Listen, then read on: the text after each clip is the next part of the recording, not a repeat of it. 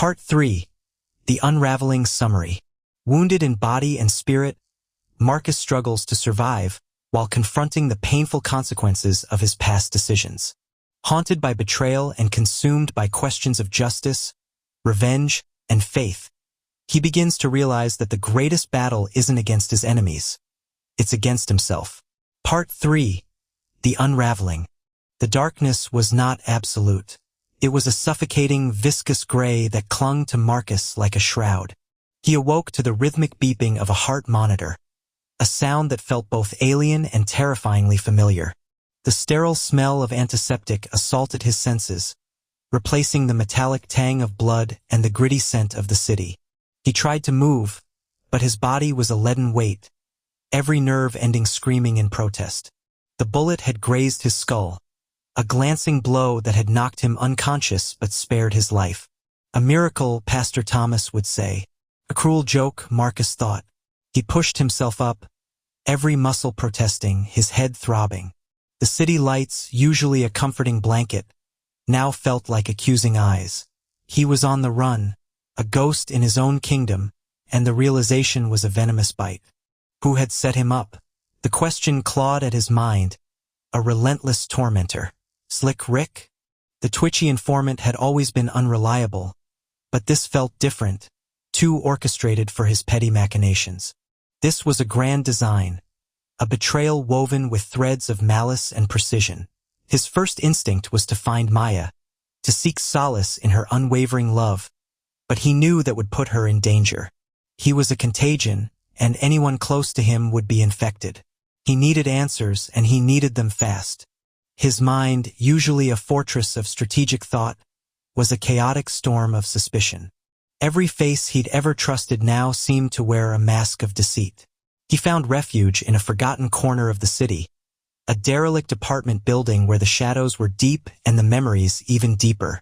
He pulled out his burner phone, a relic from a past he thought he'd outgrown, and made the call. Not to Maya, not to Pastor Thomas, but to the one person who might have answers, the one who always knew the whispers of the street. Chloe. Her voice, when she finally answered, was cool, detached, like a silk blade. King, I heard you had a rough night. Rough doesn't begin to cover it, Chloe.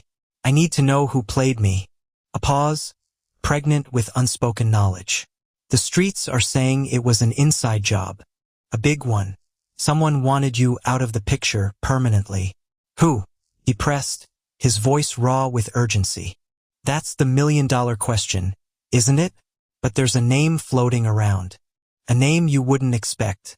Before she could elaborate, the line went dead. He cursed, slamming the phone against the grimy wall. The name. She had almost given him the name. He knew Chloe played all sides, but she had always had a grudging respect for him. This was different. This was a warning. Meanwhile, Elijah Prophet Stone moved with a chilling calm, his face a mask of concern as he spoke to Maya. He'll be back, Maya. Marcus is a survivor. He's a king. His words were honeyed, laced with false comfort, but his eyes, when Maya wasn't looking, held a predatory gleam. He was orchestrating his masterpiece, a symphony of betrayal, and Marcus was the unwitting lead actor. Elijah had been cultivating this moment for years.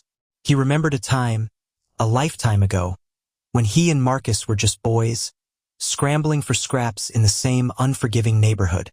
Marcus, even then, had possessed an undeniable aura, a natural magnetism that drew people to him. Elijah, always in his shadow, had seethed with a silent resentment. He was smarter, more calculating, yet Marcus was the one-crowned king. The flashback hit him with a jolt. A sweltering summer day, they were playing basketball, Marcus effortlessly sinking a three-pointer, the crowd cheering his name.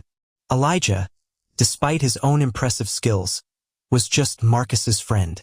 The seed of envy had been planted then, watered by every success Marcus achieved, every accolade he received. He had always been 5 steps behind Marcus, and he hated it. This setup was his chance to finally be 5 steps ahead. Officer Miller, a man whose uniform was as stained as his soul, met Elijah in a dimly lit bar, the clinking of glasses a counterpoint to their hushed conversation. Jenkins is sniffing around. She's good. Too good. Elijah merely smiled. A cold, humorless expression. Let her sniff. The trail leads exactly where we want it to. Marcus is a dead man walking one way or another. Miller nodded, taking a long swig of his beer. He was a pawn, a necessary evil in Elijah's grand scheme, easily bought, easily manipulated. Marcus, driven by a desperate need for answers, decided to take a risk. He knew Slick Rick had been involved, even if he wasn't the mastermind. He tracked him to a dingy motel on the outskirts of town, a place where secrets festered like open wounds. He kicked in the door, finding Slick Rick huddled in a corner, trembling, a bag of drugs clutched in his hand. "Who set me up, Rick?" Marcus roared, grabbing him by the collar. Slick Rick stammered, his eyes wide with terror. I don't know, King. They just told me what to do. They said you'd be safe." "Who are they?" Marcus demanded. "Elijah and the cop Miller." Slick Rick choked out, tears streaming down his face. They said you were getting too big, too powerful." The words hit Marcus like a physical blow. Elijah, his brother, his confidant, his prophet. The betrayal was a searing brand on his soul. He remembered Elijah's words, his false comfort to Maya, his seemingly unwavering loyalty. It was all a lie, a meticulously crafted, soul-crushing lie. He released Slick Rick, the informant collapsing in a heap. The anger, the jealousy, the hate, the envy, the pride, it all coalesced into a burning inferno within him. He had been so blind, so consumed by his own image, his own perceived kingship, that he hadn't seen the serpent in his own garden. He had been so focused on being 5 steps ahead, he hadn't realized he was 5 steps behind. He needed to confront Elijah, to tear down the facade, to expose the truth. He stormed out of the motel, his mind a whirlwind of rage and a newfound clarity. He knew where Elijah would be, at his opulent penthouse, celebrating his perceived victory. Marcus would make him pay.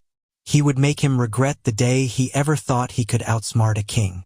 As he walked, his path illuminated by the flickering neon signs of the city, a black sedan pulled up beside him, silent as a predator. The window rolled down, revealing Chloe, her expression unreadable. "I told you there was a name, King. I also told you to be careful." Before Marcus could respond, the back door of the sedan opened, and a figure emerged. Not Elijah, but Big Mike, his face a mask of grim determination. He held a silenced pistol, its barrel glinting ominously in the dim light. "I'm sorry, King," Big Mike said, his voice devoid of emotion. "Orders are orders." Marcus's eyes widened in disbelief. Big Mike, the one man he thought he could always count on? The betrayal was a bottomless pit, swallowing him whole. He tried to move, to fight, but it was too late. Big Mike raised the pistol, and the world dissolved into a deafening silence, followed by a blinding flash of pain. Marcus fell, the city lights blurring into a kaleidoscope of despair, the name Elijah echoing in his mind as darkness claimed him. He had uncovered the truth, but at what cost? And was this the end, or just the beginning of his unraveling? End of Part 3.